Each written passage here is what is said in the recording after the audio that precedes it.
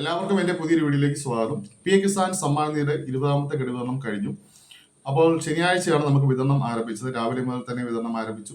ശനിയാഴ്ച ഉച്ച കഴിഞ്ഞൊക്കെ ബാങ്ക് അവധിയൊക്കെ ആയതുകൊണ്ട് തന്നെയും ഞായറാഴ്ചയും അവധി ആയതുകൊണ്ട് തന്നെയും ഇന്നലെയൊക്കെ തന്നെയും എല്ലാവരും ആ പൈസ വിഡ്രോ ചെയ്തു എന്ന് ഞാൻ വിചാരിക്കുന്നു. അങ്ങനെയല്ല ആ പൈസ വരാത്തവരുണ്ടെങ്കിൽ നിങ്ങൾ നിർബന്ധമായും നിങ്ങളുടെ സ്റ്റാറ്റസുകൾ ചെക്ക് ചെയ്ത് നോക്കേണ്ടതാണ്. അതിൽ ഒന്നാമത്തെ ഒരു റീസൺ ഇപ്പോൾ കാണിച്ചിരിക്കുന്നത് 19 വരെ കിട്ടിയിട്ടുള്ളവരാണ്. 20ാമത്തെ ഘടകത്തിൽ വന്നിരിക്കുന്ന വിഷയങ്ങൾ അവരുടെ ബാങ്ക് റിജക്റ്റ് ആയിട്ടുണ്ട്. PFMSനകത്ത് ബാങ്ക് റിജക്റ്റിലേക്ക് പോയിരിക്കുന്നു. അതുപോലെ തന്നെ സ്റ്റാറ്റസ് ചെക്ക് ചെയ്യുന്ന സമയത്ത് PM കിസാന്റെ വെബ്സൈറ്റിൽ സ്റ്റാറ്റസ് ചെക്ക് ചെയ്യുന്ന സമയത്ത് അവിടെ ഇന്നെലിജിബിൾ ആയിട്ടുള്ളവരുമുണ്ട്. അവരെ ആ PM കിസാൻ സമ്മാനിൽ നിന്ന് ബ്ലോക്ക് ചെയ്തിട്ടുണ്ട്. അതുപോലെ തന്നെ വേറൊരു സെക്ഷനിലേക്ക് വരുന്ന സമയത്ത് നമ്മൾ നോക്കുന്ന സമയത്ത് EKYC നോക്കുമ്പോൾ ബയോമെട്രിക്കൽ EKYC അപ്ഡേഷൻ ആക്കാനായിട്ടും കാണിക്കുന്നുണ്ട്. ഇത് നമ്മൾ തുടക്കം മുതലേ പറയുന്നതാണ്. നിങ്ങൾ നിങ്ങളുടെ സ്റ്റാറ്റസുകൾ എല്ലാം ചെക്ക് ചെയ്ത് നോക്കണം. എല്ലാ കാര്യങ്ങളും കറക്റ്റ് ആണോ എന്നുള്ളത് ഉറപ്പ് വരുത്തണം എന്നുള്ളത്. അതാണ് എപ്പോഴും പറഞ്ഞുകൊണ്ടിരിക്കുന്നത്. PM കിസാൻ സമ്മാൻ നിധിയിൽ എപ്പോഴും മാറ്റങ്ങൾ ഉണ്ടായിക്കൊണ്ടിരിക്കും. പ്രത്യേകിച്ച് ബാങ്ക് തന്നെയായാലും ഏത് സമയത്തും അത് ചേഞ്ച് ആവാനുള്ള സാധ്യതയുണ്ട്, അല്ലെങ്കിൽ ബാങ്ക് റിജക്റ്റിലേക്ക് പോകാനുള്ള സാധ്യതയുണ്ട്. ഇന്നെലിജിബിലിറ്റി വരാനും ഒക്കെ സാധ്യതകൾ എപ്പോഴും ഉള്ളതുകൊണ്ടാണ് ഈ സ്റ്റാറ്റസുകൾ എപ്പോഴും ചെക്ക് ചെയ്ത് നോക്കുക എന്നുള്ളത് പറയുന്നത്.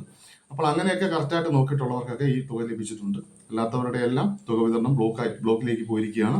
ആ ബ്ലോക്ക് ഇനി കംപ്ലീറ്റ് ചെയ്ത് മാറ്റിയിട്ട് മാത്രമേ നിങ്ങൾക്ക് ആ ഒരു വിതരണത്തിന്റെ അല്ലെങ്കിൽ PM കിസാൻ സമ്മാനിയുടെ വെബ്സൈറ്റ് നിങ്ങൾക്ക് വീണ്ടും ആക്റ്റീവായി ലഭിക്കുകയുള്ളൂ. അപ്പോൾ അങ്ങനെ തുക വിതരണം ലഭിക്കാത്തവരുണ്ടെങ്കിൽ നിങ്ങൾ എത്രയും വേഗം നിങ്ങളുടെ സ്റ്റാറ്റസുകൾ ചെക്ക് ചെയ്ത് നോക്കുക. നിങ്ങൾ ഇന്നെലിജിബിലിറ്റിയിലേക്ക് പോയിട്ടുണ്ടോ, അല്ലെങ്കിൽ നിങ്ങളുടെ PFMSൽ ബാങ്ക് റിജക്റ്റ് ആണോ, EKYC വീണ്ടും ചെയ്യേണ്ടി വരുന്നുണ്ടോ എന്നുള്ള കാര്യങ്ങളെല്ലാം തന്നെയും നിങ്ങൾ ചെക്ക് ചെയ്ത് നോക്കേണ്ടതാണ്. ഇപ്പോൾ PM കിസാൻ സമ്മാൻ നിധിയിൽ പുതിയൊരു നിയമം ഇന്നലെ മുതൽ വന്നിരിക്കുകയാണ്. ഒരു വീട്ടിൽ 2 പേര് വാങ്ങുന്നുണ്ടെങ്കിൽ നിങ്ങളെ റിജക്റ്റിലേക്ക് വിടും എന്നുള്ളതാണ് ഇപ്പോൾ PM കിസാൻ സമ്മാൻ നിധി പറഞ്ഞിരിക്കുന്നത്. അവരെ ബ്ലോക്ക് ചെയ്ത് കളയും എന്നുള്ളതാണ്. അത് പുതിയൊരു റൂൾസ് തന്നെ ഇവിടെ വന്നിരിക്കുകയാണ്. PM കിസാന്റെ വെബ്സൈറ്റ് ഓപ്പൺ ചെയ്യുമ്പോൾ തന്നെ നമുക്ക് അവിടെ വ്യക്തമായിട്ട് കാണാൻ സാധിക്കും. അത് ഇന്നലെ മുതലാണ് വന്നിരിക്കുന്നത്. അങ്ങനെയുള്ളവരെല്ലാം ഒരു കുടുംബത്തിൽ 2 പേർക്ക് വാങ്ങിക്കാനായിട്ട് സാധിക്കില്ല. ഭാര്യയും ഭർത്താവിനോട് PM കിസാൻ സമ്മാൻ നിധി വാങ്ങുന്നവരുണ്ടെങ്കിൽ അവരെ ഉറപ്പായും ഇതിൽ നിന്ന് മാറ്റും എന്നുള്ളത് PM കിസാൻ സമ്മാൻ നിധിയുടെ വെബ്സൈറ്റിൽ ഇന്നലെ മുതൽ അപ്ഡേഷൻ വന്നിരിക്കുകയാണ്. നേരത്തെ അങ്ങനെയൊക്കെ നിയമങ്ങൾ വന്നിട്ടുണ്ടെങ്കിലും നിരവധി ആൾക്കാർ അത് വാങ്ങുന്നുണ്ടായിരുന്നു. അപ്പോൾ ഇനിയിപ്പോൾ അത് സാധിക്കില്ല. അത് കർശനമായിട്ട് തന്നെ PM കിസാൻ സമ്മാൻ നിധി വെബ്സൈറ്റിൽ അറിയിച്ചിട്ടുണ്ട്. അത് നിങ്ങൾ ഓർത്തുകൊള്ളുക. അതുപോലെ തന്നെ നമ്മൾ ഫാർമർ ID എടുത്തിട്ടുള്ളവർ, നേരത്തെ നമുക്കൊരു സെൻട്രൽ ID അവിടെ അപ്ഡേഷൻ ആയിരുന്നു. ആ സെൻട്രൽ ID മാറിയിട്ട് ഇപ്പോൾ നമ്മുടെ ഫാർമർ ID എന്ന് കൊടുത്തിട്ട് അവിടെ അണ്ടർ പ്രോസസ് എന്നുള്ളതാണ്. അത് നമ്മുടെ റവന്യൂ സെക്ഷനിലാണ് ഇത് അപ്രൂവൽ കിട്ടുന്നത്. അതിന് വേണ്ടിയിട്ടുള്ള വർക്കുകൾ നടന്നുകൊണ്ടിരിക്കുകയാണ്. അത് കംപ്ലീറ്റ് ചെയ്യുന്ന സമയത്ത് മാത്രമേ നിങ്ങൾക്ക് ഇനി അപ്രൂവൽ കിട്ടി ഫാർമർ ID നിങ്ങൾക്ക് മാറത്തുള്ളൂ. ഇപ്പോൾ നിലവിൽ ആ സെൻട്രൽ ID നിങ്ങൾക്ക് അവിടെ കാണാൻ സാധിക്കില്ല. ഇപ്പോൾ നിലവിൽ ഫാർമർ ID എന്നുള്ളിടത്ത് പ്രോസസ്സിംഗ് എന്നുള്ളത് മാത്രമേ കാണാൻ സാധിക്കുകയുള്ളൂ.